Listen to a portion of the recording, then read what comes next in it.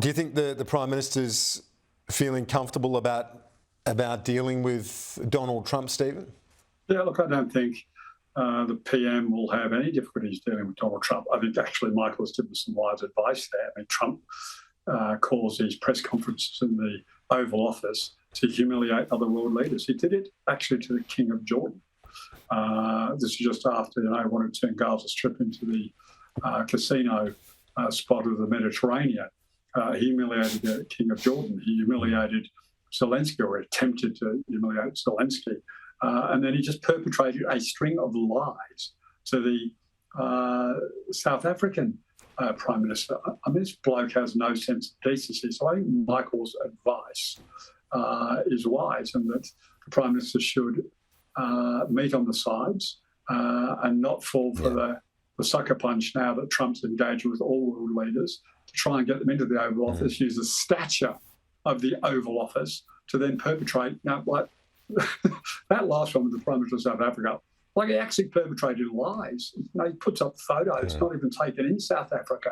There are a roadside memorial and pretends they're a graveyard. I mean, this is a bloke that's increasingly losing it. So Michael's advice is absolutely right.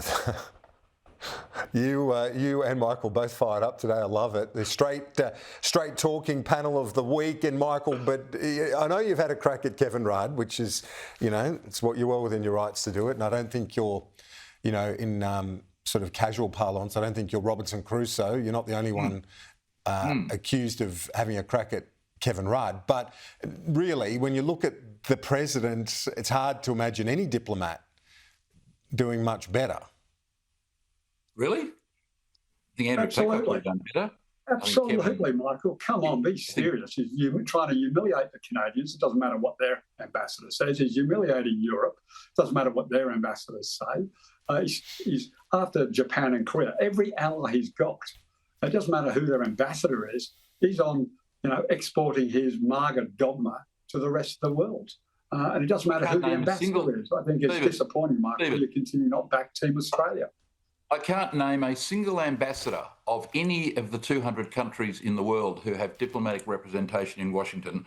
I can't name a single one who has been more critical of Donald Trump than Kevin Rudd. You just picture a White House meeting with J.D. Vance sitting there, because he's a bit of a bother boy, and Rudd will be in the meeting, standing up behind the couch. Just imagine Vance saying to Rudd, talking across Albanese and Trump, aren't you the bloke that said that the president's a threat to democracy and deranged and a lunatic, et cetera, et cetera? Which is true.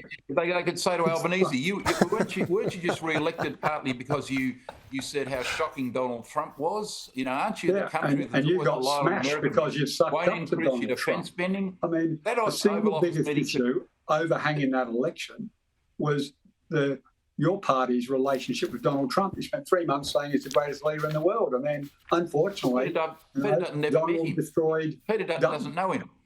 We're talking about Kevin Rudd. Engagement proposition was, he was singing songs about him back in November.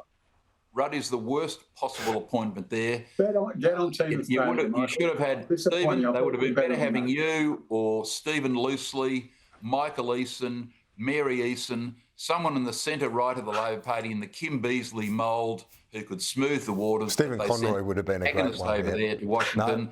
No, I back you in with that. Going well. Conroy would have been a wonderful appointment. We can all agree on that one. But I'm not famous Michael, for my Stephen.